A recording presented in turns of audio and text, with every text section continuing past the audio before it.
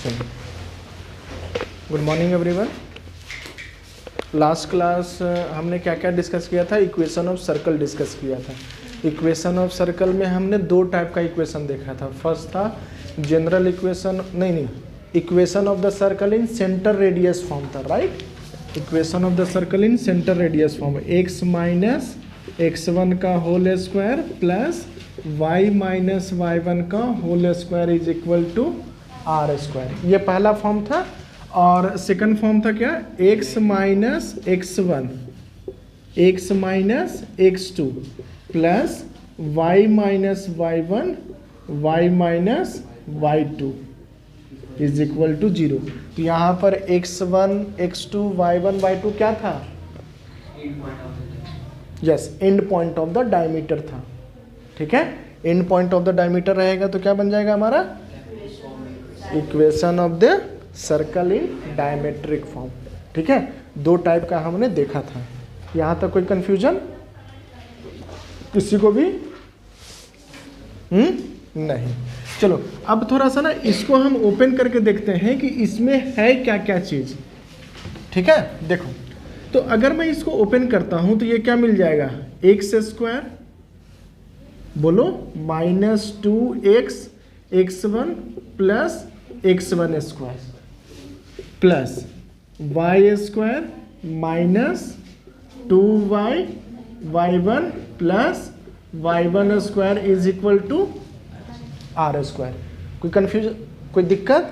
Clear है सारा चीज? चलो अब यहाँ इसको मैं लिखता हूं तो x square plus y square. अब बताओ ये x1 कांस्टेंट है कि वेरिएबल है? बोलो, ये x1 कॉमा y1 क्या था? सेंटर था। तो सेंटर वेरिएबल रहता है कि कांस्टेंट रहता है? कांस्टेंट होता है। तो x1 का स्क्वायर भी क्या बन जाएगा? कांस्टेंट। y1 का स्क्वायर भी क्या बन जाएगा? कांस्टेंट। ठीक है, तो ये वेरिएबल का पार्ट हो गया, ये भी वेरिएबल का पार्ट हो गया। x1 का स्क्वायर y1 का square is equal to r square. कोई दिक्कत किसी को भी? नहीं।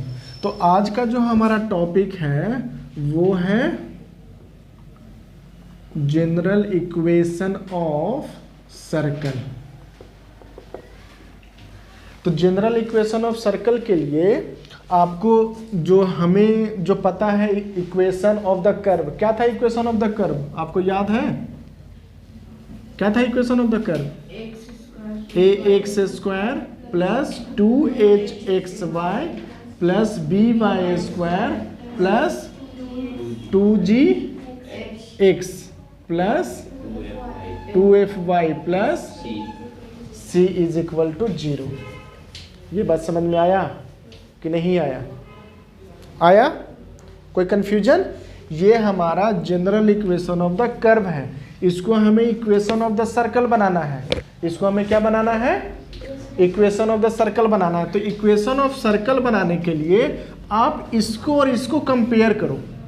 इस वाले इक्वेशन को इस वाले इक्वेशन के साथ कंपेयर कीजिए। कंपेयर करने का क्या मतलब है? यहाँ पर एक्स स्क्वायर का कोफिशिएंट क्या है, यहाँ पर एक्स स्क्वायर का कोफिशिएंट क्या है, यहाँ पर एक्स वाई का कोफिशिएंट क्या है, यहाँ पर एक्स वाई का कोफिशिएंट क्या है। इस तरह से हमें कंपैरिजन करना है। ठीक है, तो पहला चीज आपको दिखा, यहाँ पर कोफिशिएंट ऑफ एक्स वाई क्या है? कोफिशिएंट ऑफ एक्स वाई क्या दिया हुआ है? 2h। क्या दिया हुआ है? यहां पर कोफिशिएंट ऑफ एक्स वाई है? नहीं है। तो क्या लिखेंगे? क्या लिखेंगे? 0। तो 2h इज इक्वल टू 0, तो h इज इक्वल टू 0। ये बात समझ में आया कि नहीं आया? आया। सेकंड पॉइंट पे आ जाते हैं। बताइए कोफिशिएंट ऑफ एक्स वाई क्या आया? कोफिशिएंट ऑफ एक्स स्क्वायर क्या है? a है। इस वाले इक्वेशन में a है। यहां पर क्या है?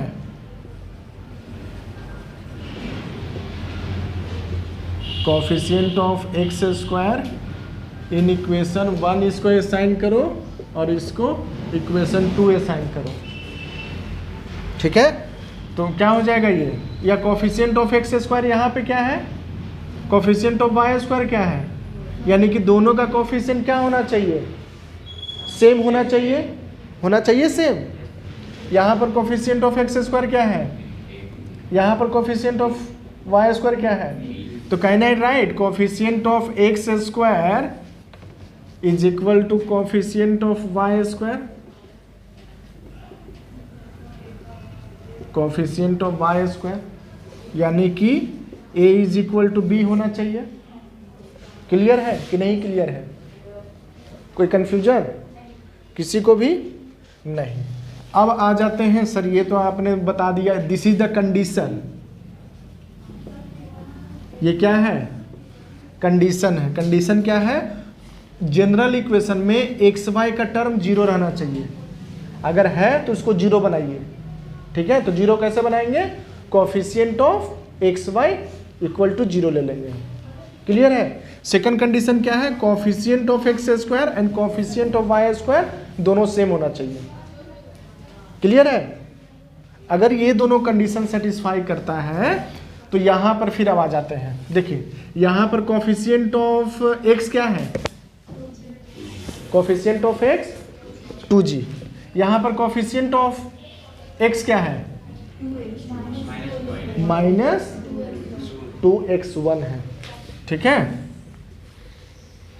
तो दोनों को इक्वल कीजिए तो क्या बन जाएगा, 2g is equal to -2x1, 2 से 2 cancel, x1 is equal to क्या हो जाएगा, -g।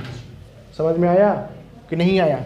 Similarly coefficient of y क्या है, 2f, नीचे वाले में कोफिशिएंट ऑफ y क्या है, 2y1, तो 2 से 2 अगेन कैंसिल हो जाएगा, तो y1 इज इक्वल टू क्या लिखेंगे, -f लिखेंगे। नेक्स्ट आ जाइए c क्या है, यहाँ पर कांस्टेंट टर्म है, यहाँ पर c क्या बनेगा, बोलो, x1 square plus y1 square minus r square, ये होना चाहिए क्या, c, ये c होना चाहिए। अब बताइए इसके लिए हम सेंटर क्या लिखते थे, x1 y1 सेंटर होता था कि नहीं होता था, और रेडियस क्या होता था, रेडियस r होता था। ये बात क्लियर है कि नहीं क्लियर है सभी को, हाँ या ना बोलो, क्लियर है। अब देखो यहाँ पर अगर मैं r स्क्वायर लिखूँ तो r square is equal to x1 square plus y1 square minus c लिखूँ। अब बताइए कि यहाँ पर सेंटर क्या मिलेगा मुझे, x1 y1 मिलेगा, x1 y1, और x1 को हमने क्या असाइन कर दिया, -g -f। तो ये general equation of the circle का क्या है, ये सेंटर है, क्या है, सेंटर। अब यहाँ पर हमको क्या चाहिए, r चाहिए, तो r इज इक्वल टू क्या हो जाएगा, √x1 square plus y1 square minus c। अब x1 के जगह पर -g पुट कीजिए, तो -g का होल स्क्वायर -f का होल स्क्वायर माइनस c, तो -g का स्क्वायर कितना, g स्क्वायर, -f का स्क्वायर कितना, ये क्या बन जाएगा, g square plus f square minus c।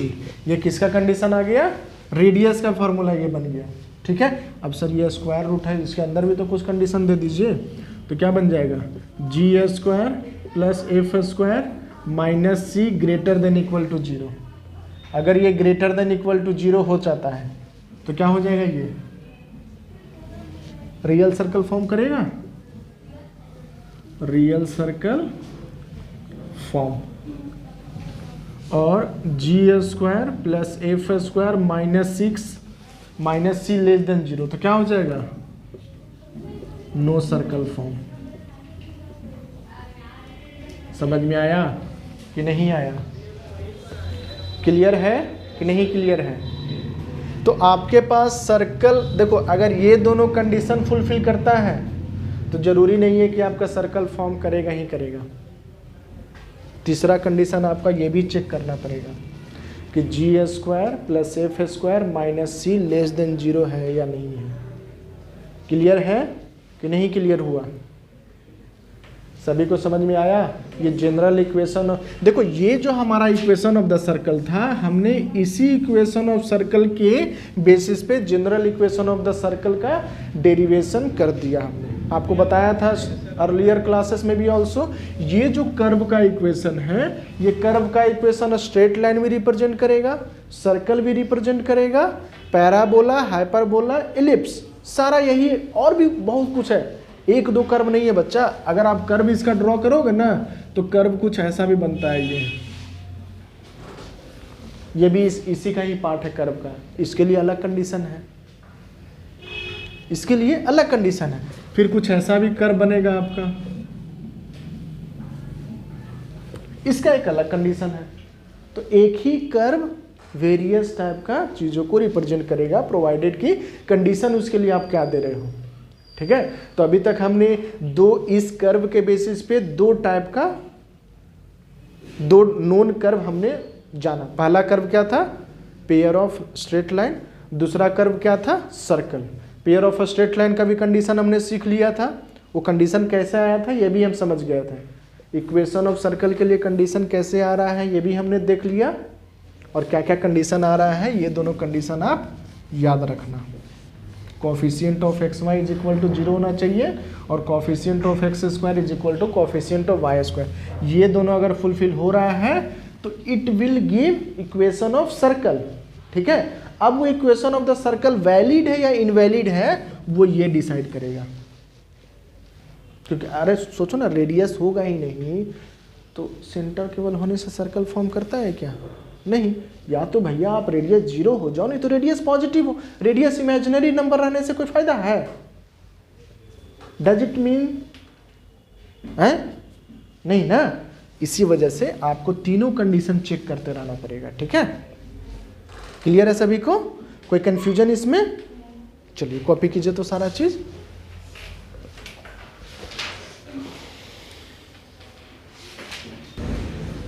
ना तो देखो, हमारा general equation of the circle, अभी तक हमने नहीं जाना है कि general equation of the circle क्या है। हमने जो एक जनरल कर्व था, जनरल कर्व का इक्वेशन क्या था? A x square plus 2h x y plus b y square plus 2gx plus 2fy plus c is equal to 0। ये क्या था? General equation of the curve था। General equation of the curve था। इसमें हमने condition apply किया। Condition क्या क्या अप्लाई किया? क्या क्या अप्लाई किया बोलो? Coefficient of x y is equal to 0 apply किया फर्स्ट कंडीशन, और सेकंड कंडीशन क्या अप्लाई किया? Coefficient of x square is equal to coefficient of y square. ये हमने अप्लाई किया, और लेट से दोनों इक्वल टू 1 रहने दिया। अगर ना भी है 1 बनाइए। ठीक है, और 1 कैसे बनाया जाता है? ये दोनों से ले लेंगे हम, क्या कॉमन ले लेंगे। ठीक है ना। तो जो अब जो इक्वेशन बना वो क्या बन गया? X square plus y square, क्योंकि ये 0 हो गया। X square plus y square plus 2gx plus 2fy plus c is equal to 0। ये किसका इक्वेशन ऑफ द कर्व बना? हाँ, इक्वेशन ऑफ सर्कल बना। ठीक है, और इक्वेशन ऑफ सर्कल बना तो सर सर्कल में तो अब हमको सेंटर भी चाहिए, तो सेंटर क्या हो जाएगा? -g, -f, और रेडियस क्या हो जाएगा? Square root of g square plus f square minus c। समझ में आया कि नहीं आया? क्लियर है सभी को पॉइंट? हाँ या ना? अगर क्लियर है तो एक क्वेश्चन मैं देता हूं अब आपको। ठीक है, check whether given equation form circle और नॉट। ठीक है, तो इक्वेशन क्या है? 3x square plus 3y square plus 9x plus 12y plus 21 is equal to 0। ये हमारा इक्वेशन ऑफ द सर्कल है या नहीं है वो हमें चेक करना है। तो पहला चीज़ क्या है, कोफिशिएंट ऑफ एक्स वाई नहीं होना चाहिए या कोफिशिएंट ऑफ एक्स वाई 0 कर देना है। तो यहाँ पर कोफिशिएंट ऑफ एक्स वाई तो है ही नहीं, तो पहला कंडीशन हमारा फुलफिल हो गया, पहला कंडीशन हमारा कंप्लीट हुआ। Coefficient of x y is equal to 0 नहीं है, मतलब क्या 0 है। सेकंड कंडीशन क्या है, coefficient of x square is equal to coefficient of y square equal है। देखो coefficient of x square 3, coefficient of y square 3, 3 equal to 3, इस तरह से बोला करो खुद से, तब आपको समझ में आ जाएगा कि जो हम बोल रहे हैं वो ट्रू है या फॉल्स है। ठीक है, तो सही है। अब इसको हमें क्या चाहिए, अगर है इफ यस फाइंड, क्या फाइंड करना है, सेंटर एंड रेडियस। तो है, तो इसको सिंप्लीफाई करते हैं। तो क्या करेंगे, पहले 3 को हम कॉमन ले लेंगे, क्योंकि हमें क्या चाहिए इक्वेशन में, एक्स स्क्वायर चाहिए, वाई स्क्वायर चाहिए, मतलब एक्स और वाई में 1 के अलावा और कुछ नहीं दिखना चाहिए। तो करो पहले, तो क्या बन जाएगा, ये x square plus y square, 3 को हमने कॉमन ले लिया है। ठीक है, तो ये क्या हो जाएगा, 3x plus 4y plus 7 is equal to 0। ठीक है, 3 को राइट हैंड साइड शिफ्ट कर दीजिए, वो इक्वल टू 0 हो जाएगा। तब क्या तो यहाँ से हमें सेंटर क्या मिलेगा, सेंटर क्या होता था, -g, -f होता था ना। यहाँ पर g क्या है, 3/2 है। देखो ना कहाँ गया, इसके साथ कंपेयर करो, तो 2g इज इक्वल टू 3, तो g इज इक्वल टू 3/2, तो ये हो जाएगा -3/2, -2। क्लियर है कि नहीं क्लियर है। अब देखो यहाँ पर रेडियस निकालो, तो रेडियस देखोगे कि आपका ना नेगेटिव वैल्यू आ जाएगा, -3/2 का होल स्क्वायर प्लस 2 का स्क्वायर -7। तो देखो ये लेस देन इक्वल टू 0 आ रहा है, लेस देन 0 ही आ रहा है। देखो ना 9/4 प्लस 4 -7। तो इसको अगर आप सिंप्लीफाई करोगे तो 4 - 7 कितना हो जाता है, -3, और -3 आप करोगे तो क्या बन जाएगा, 9 - 3 4 जा 12 divided by 4 is equal to -3/4। Possible है नहीं, तो नीचे लिख देंगे क्या, circle will not be possible. आपका देखो ये दोनों कंडीशन सेटिस्फाई करने के बावजूद हमारा सर्कल फॉर्म नहीं कर रहा है, किसके वजह से, रेडियस के वजह से। समझ में आया, सभी को क्लियर है कि केवल 2 कंडीशन देख के हमको जज नहीं करना है कि वो सर्कल फॉर्म करेगा कि नहीं करेगा। आपको यहाँ पर देखो बुक में भी आपका 2 ही कंडीशन लिखा रहेगा बच्चा, ठीक है ना। 2 कंडीशन चेक करके आप बोल दोगे सर सर्कल फॉर्म कर रहा है, नहीं। जो समझदार बच्चा रहता है वो रेडियस भी चेक करता है कि रेडियस हमारा पॉजिटिव आ रहा है, इक्वल टू 0 आ रहा है या लेस देन 0 आ रहा है। उसके बेसिस पे आप डिसाइड कर लेना कि क्या हो रहा है। सो क्लियर है, कोई कन्फ्यूजन किसी को। ये आप एग्जाम्पल ना स्टार मार्क कर लेना इस एग्जाम्पल को, क्योंकि ये एग्जाम्पल ना ये केवल क्वेश्चन नहीं है, ये आपको कंसेप्ट सिखा रहा है। क्या कंसेप्ट सिखा रहा है, ये तो कंडीशन ऑफ सर्कल को सेटिस्फाई करते हुए भी ये सर्कल नहीं फॉर्म कर रहा है। कंडीशन ऑफ सर्कल को सेटिस्फाई करते हुए भी सर्कल नहीं कर रहा है। बात समझ में आया सभी को कि नहीं आया, एवरीवन? Very good. चलिए कॉपी कीजिए तो इसको देखो। तो ये हमारा जो क्वेश्चन है, ये क्वेश्चन है आपको general equation of the circle के बेसिस पे सॉल्व करना है, ठीक है। तो फर्स्ट क्वेश्चन आप लोग आराम से सॉल्व कर सकते हो, इसमें कोई परेशानी नहीं होगा। सेकंड क्वेश्चन में आपको इक्वेशन ऑफ द सर्कल बताना है, ठीक है। तो देखो अगर आपको इक्वेशन ऑफ द सर्कल आपको पता है क्या, इक्वेशन ऑफ सर्कल अगर आपको नहीं पता है तो हम general equation of the circle ले लेंगे। कौन सा होता है general equation of the circle? X square plus y square plus 2gx plus 2fy plus c is equal to 0। अब देखिए ये इक्वेशन ऑफ द सर्कल 5,7 से पास कर रहा है, तो 5,7 इसमें पुट करेंगे तो कहाँ पे पुट करेंगे? x is equal to 5 put करेंगे और y is equal to 7 put करेंगे। तो क्या हो जाएगा ये 5 का स्क्वायर प्लस 7 का square plus 2g into 5 plus 2f into 7 plus c is equal to 0।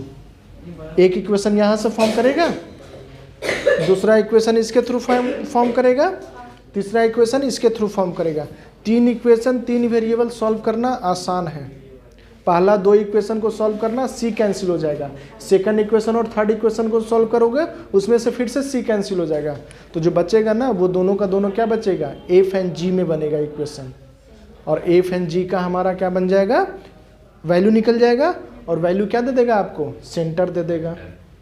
ठीक है, या डायरेक्टली आप इसमें पुट कर सकते हो। और c के लिए क्या करना?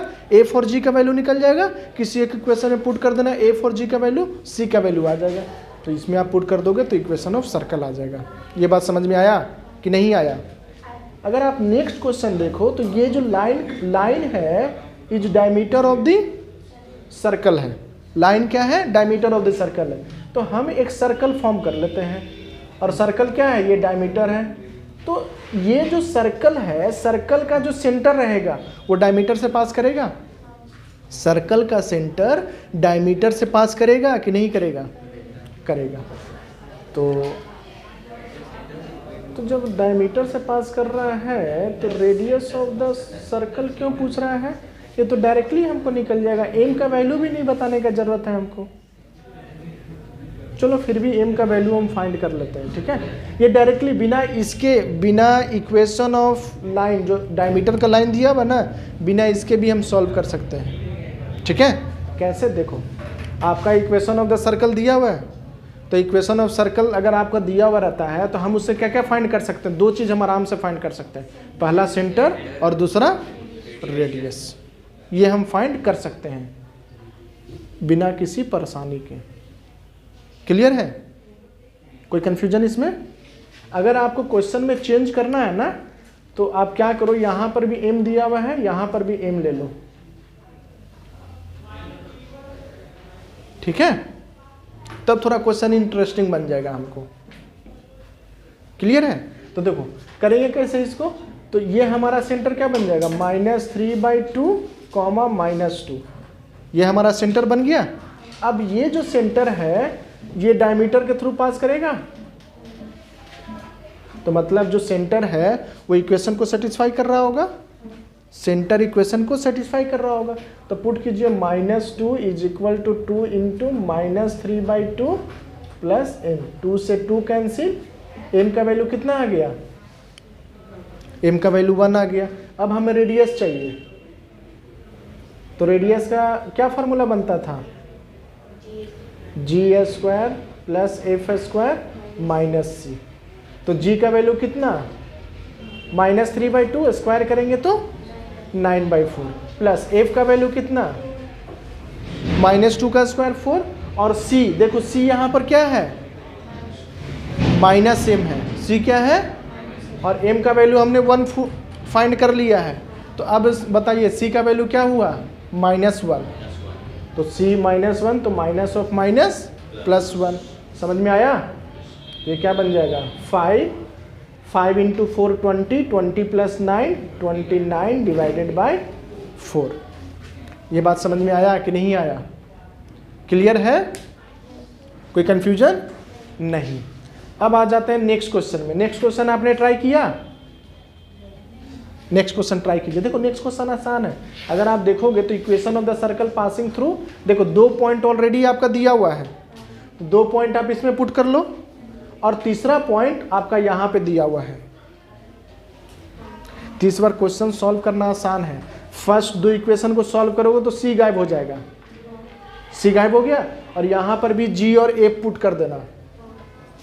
ठीक है, आपका 2 इक्वेशन 2 वेरिएबल से सॉल्व करना आसान हो जाएगा। ठीक है, नेक्स्ट आ जाइए। क्या दिया हुआ है, find the equation of the circle उज रेडियस।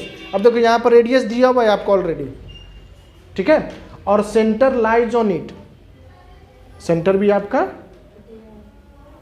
है ना, सेंटर। ये लाइज मतलब क्या होता है, एक लाइन है, लाइन में कहीं पर भी एक सेंटर, एक पॉइंट है। अरे लाइन में बहुत सारा पॉइंट होता है ना, तो बहुत सारा पॉइंट में एक पॉइंट क्या रिप्रेजेंट कर रहा है, सेंटर रिप्रेजेंट कर रहा है। तो वही चीज़ है यहाँ पर। और again circle is passing through 7,3। तो आप या तो equation of general equation of the circle को यूज कीजिए, और नहीं तो फिर centre, general equation of the circle आप यूज करो। ये क्या दे देगा ना आपको, सब कुछ ये बताता जाएगा, ठीक है। क्लियर है, कोई कंफ्यूजन इसमें, किसी को भी कोई कंफ्यूजन? चलो आगे बढ़ते हैं। तो फिर ये आप इसको सॉल्व कर लेना।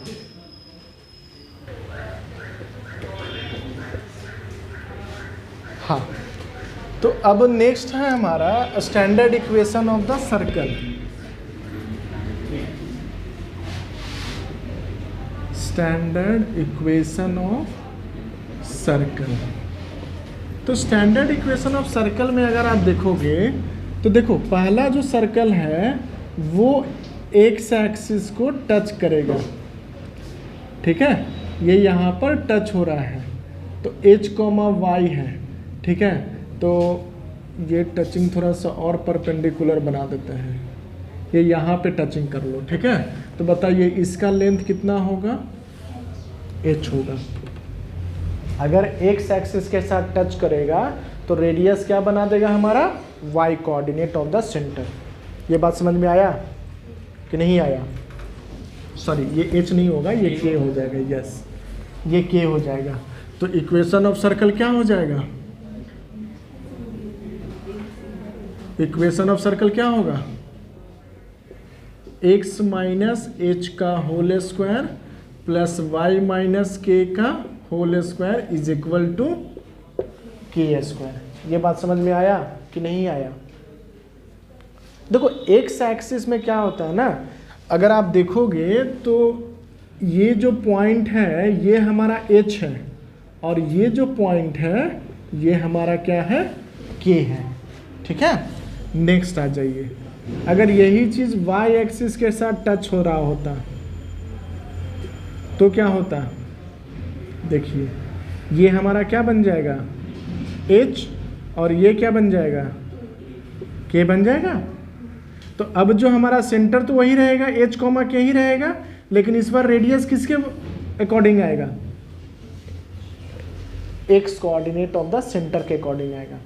बात समझ में आया? इसमें क्या हो जाएगा, equation of the circle touching y axis, equation of the circle touching x axis. तो इसका इक्वेशन ऑफ द सर्कल क्या बन जाएगा, x माइनस h का whole square y minus k का whole square is equal to h square. अब बताओ third condition क्या होगा, ओए टच नहीं कर रहा है, वो तो हमने देख ही लिया था बच्चा। वेरी गुड, दोनों एक्सिस को टच करेगा। इस बार क्या करेगा, दोनों एक्सिस को टच करेगा। तो दोनों एक्सिस को टच करेगा, दोनों एक्सिस को टच करेगा तो क्या बन जाएगा, ये h, k। तो इसको मैं a ले लूं, क्योंकि h और k से तो हम क्या रिप्रेजेंट करते थे, a, कि नहीं। तो ये भी a, ये भी a। तो दिमाग में ये चल रहा होगा, सर सेंटर अगर हम 1,1 ले लेंगे समझ में आता है, 1,2 लेके देखिए ना सर कैसा दिखता होगा। विजुअलाइज कर पा रहे हो कि नहीं कर पा रहे हो, बोलो ना हाँ या ना। विजुअलाइज कर पा रहे हो, अगर सेंटर 1,1 रहेगा तो ये और ये डिस्टेंस सेम रहेगा, लेकिन 1,2 हो जाएगा तो क्या चेंजेस हो जाएगा हमारा, ऊपर चला जाएगा, ठीक है। तो ये या तो इसको कट कर देगा या y एक्सिस को ये कट कर देगा। किसको, मतलब आप अगर सेंटर ले लेता है 1,2 ले लेता है, ठीक है, और रेडियस आप ले लेते हो 1 ले लेते हो, रेडियस आप 1 ले लेते हो, ठीक है। तो क्या होगा बताओ, है तो क्या होगा 1,2। अरे देखो ना 1,2 मतलब क्या हो गया हमारा, सेंटर 1,2 और रेडियस भी 1 दिया हुआ है ना, तो रेडियस 1 दिया हुआ है, तो ये हमारा 1 यहाँ पे हो जाएगा ऐसे 1,2। तो देखो ये वाला लेंथ तो हमारा कितना बन गया, 2 बन गया ना, ये वाला लेंथ कितना हो गया, 2 हो गया। तो आपका सर्कल कैसा बनेगा, सर्कल आपका कुछ इस तरह से बनेगा। समझ में आया कि नहीं आया, क्योंकि ये आपका 1 ही है ना आपका। अरे देखो ना ये वाला केसेस कौन सा टाइप का हो गया, ये वाला केस का टाइप का हो गया ना। तो 1 x 1 रेडियस है, देखो ना h centre, x coordinate of centre है और रेडियस भी आपका क्या है। समझ में आया कि नहीं आया, ये बात क्लियर है कि जब हमारा सेंटर दोनों सेम रहेगा, सेंटर दोनों सेम रहेगा तो क्या हो जाएगा, एक्स एक्सिस और वाई एक्सिस को टच करेगा। ये बात समझ में आया कि नहीं आया, आया तो लिख लो। इसके लिए क्या लिखेंगे, when centre is a, a, तो इक्वेशन ऑफ सर्कल क्या हो जाएगा, equation of circle is equal to x minus a का whole square plus y minus b का सॉरी ए ना, is equal to a square. ये 3 समझ में आया कि नहीं आया, 3 समझ में क्लियर है सभी को। अगर सेंटर 1,1 ले और रेडियस 2 ले, हाँ ठीक है, तो डिस्टेंस बढ़ जाएगा, यस। तो देखो आपका भी कहना सही है, 1,1 ले लिए और रेडियस हम क्या ले लिए हैं, 2 ले लिए हैं, रेडियस क्या ले लिए, 2 ले लिए। तो आपका सर्कल क्या इस पर बन जाएगा, एक्स एक्सिस को भी कट करेगा, वाई एक्सिस को भी कट करेगा। समझ में आया कि नहीं आया। ये कब हम अप्लाई करेंगे, व्हेन सेंटर का कोऑर्डिनेट दोनों सेम रहेगा और रेडियस भी सेंटर का 1 ऑफ द वैल्यू रहेगा। एक्स और वाई में से कोई एक वैल्यू अगर सेंटर पर रहता है तो वो एक्स एक्सिस को टच करेगा या वाई एक्सिस को टच करेगा, वो डिपेंड करता है। अगर वाई कोऑर्डिनेट के इक्वल रहता है रेडियस तो किसको टच करेगा, एक्स एक्सिस को टच करेगा। एक्स कोऑर्डिनेट के इक्वल रहेगा रेडियस तो किसको टच करेगा, वाई एक्सिस को टच करेगा। इस तरह से याद रखना, ठीक है। तो ये 3 फॉर्म समझ में आया। चौथा फॉर्म क्या है, ऑरिजिन से पास कर रहा होगा, सर्कल ऑरिजिन से पास कर रहा है। तो सर्कल ऑरिजिन से पास कर रहा है, इसका क्या मतलब है, सर्कल ऑरिजिन से पास कर रहा है, इसका क्या मतलब हुआ, बोलो। देखो जो नेक्स्ट पार्ट है आपका 4 number, circle is passing through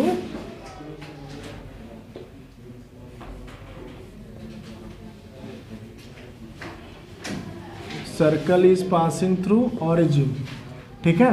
तो ऑरिजिन से पास कर रहा है, इसका मतलब कुछ आपका सिचुएशन इस तरह से बनेगा। देखो तो ये कुछ इक्वेशन बन गया। अब यहाँ पर इसका सेंटर क्या है, h, k है। ये क्या दे देगा मुझे, रेडियस दे देगा। तो रेडियस इज इक्वल टू क्या हो जाता है, होगा ये कि नहीं होगा बात समझ में आ रहा है कि नहीं आ रहा है, आ रहा है। तो अब आप अगर आप इसको इक्वेशन ऑफ द सर्कल लिखोगे तो क्या लिखोगे,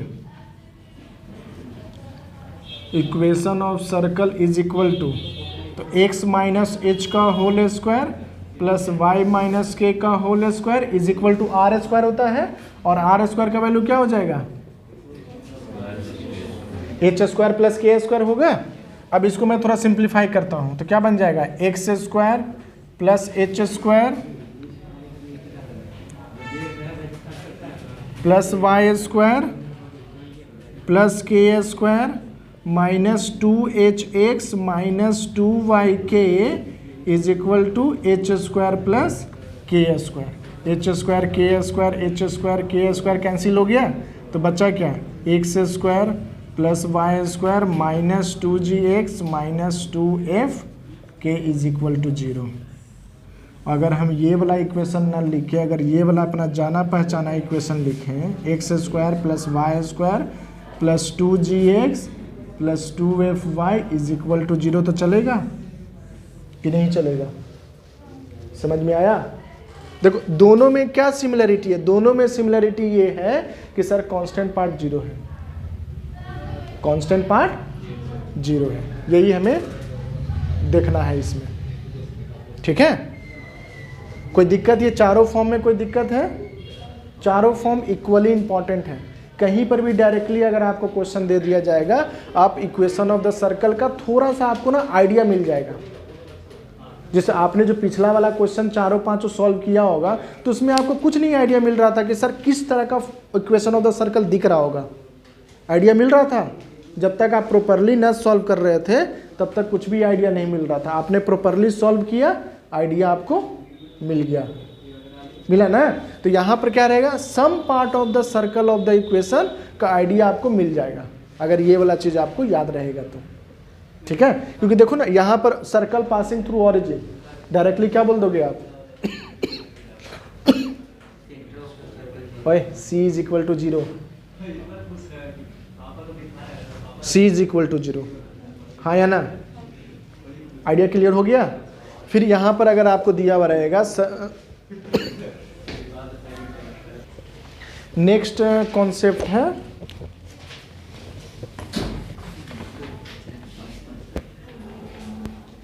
इंटरसेप्ट कट बाय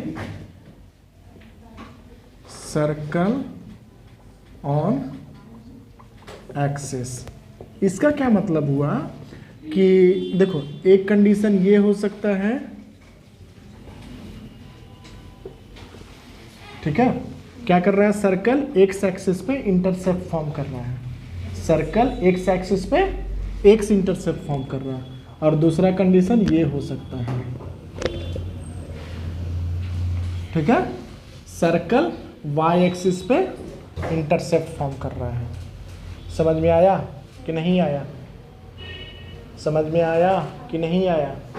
और तीसरा कंडीशन क्या हो सकता है, तीसरा कुछ इस तरह से हो सकता है,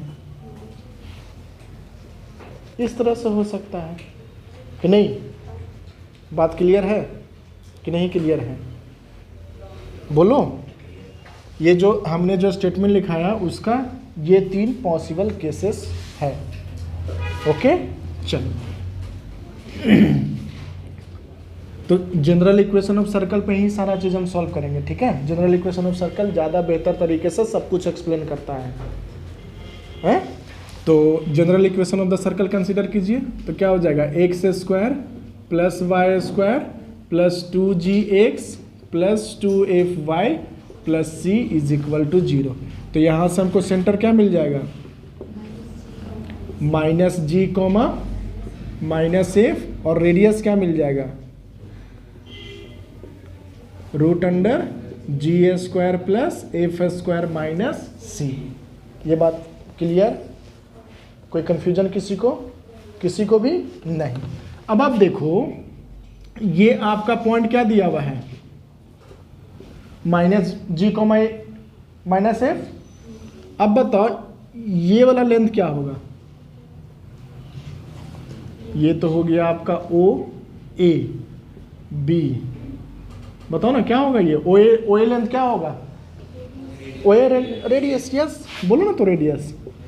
अब बताओ ओसी का लेंथ क्या होगा, ओसी का लेंथ, ओसी का लेंथ क्या होगा, ओसी का लेंथ, ओसी का लेंथ देखो ना, तो ये है क्या, ये एक्स एक्सिस से मतलब यहां से यहां तक ये जा रहा है, मतलब माइनस एफ। अब बताओ ये 90 डिग्री कैसे होगा, और ये सी बाइसेक्टर मिड पॉइंट कैसे होगा। क्लास 9 का थ्योरम याद है,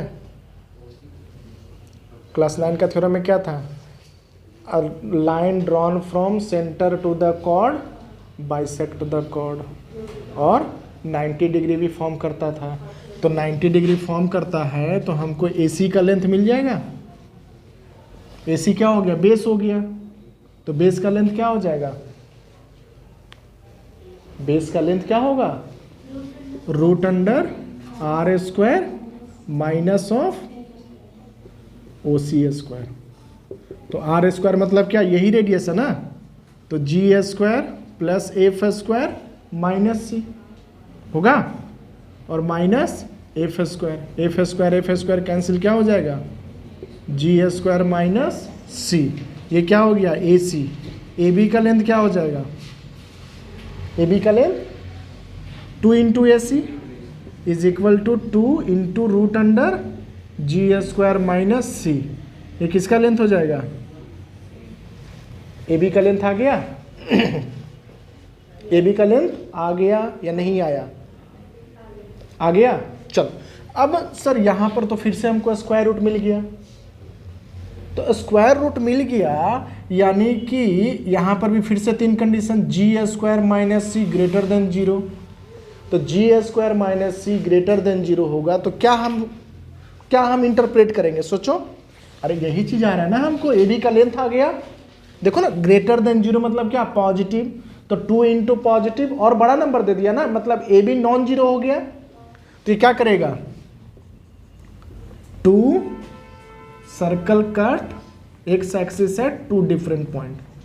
circle cut x axis at 2 distinct point. ये बात समझ में आया कि नहीं आया? सभी को क्लियर है? चलो अब बताइए, G² minus C is equal to 0, इसका क्या मतलब है? देखो ना, ये 0, ये 0, ये 0 मतलब क्या? AB 0। और AB 0 का क्या मतलब हो गया? AB 0 का क्या मतलब हो गया? AB 0 का मतलब हो गया कि आपका जो लाइन है ना,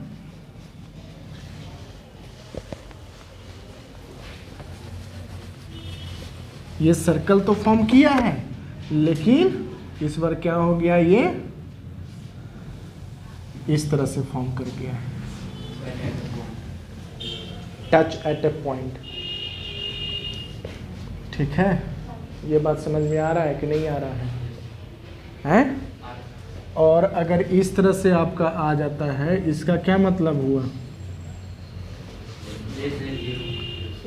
AB लेस देन 0, इसका क्या मतलब हुआ? ना टच कर रहा है ना कट कर रहा है। बात समझ में आया कि नहीं आया? क्लियर है कंडीशन? चलो तो ये क्या हो जाएगा? Circle touches at 1 point. और इसके लिए क्या हो जाएगा? G² minus C less than 0 मतलब क्या हो जाएगा? Circle neither cut nor touch x axis at x axis. Circle touch eight 1 point on x axis. समझ में आया? कंडीशन क्लियर है कि नहीं क्लियर है सभी को? तो similarly can you derive for the y intercept? ये हमारा x इंटरसेप्ट का आया लेंथ, ठीक है? ये क्या आया? x intercept. x इंटरसेप्ट मतलब length made by circle on x axis. Length made by circle on x axis is known as x intercept. ठीक है? सिमिलरली y इंटरसेप्ट का निकालो तो क्या निकलेगा एक्सप्रेशन? y का निकलेगा 2 इंटू F² माइनस C आएगा। एक बार डिराइव करो आप लोग। हमने फाइनल रिजल्ट आपको बता दिया है और फाइनल रिजल्ट के बाद फिर से आपका ये 3 कंडीशन आएगा। वो तीनों कंडीशन को लिखिए तो सभी लोग कीजिए। चलो तो आपका होमवर्क क्या रहेगा कि इसका सेकंड पार्ट आपको सॉल्व करना है।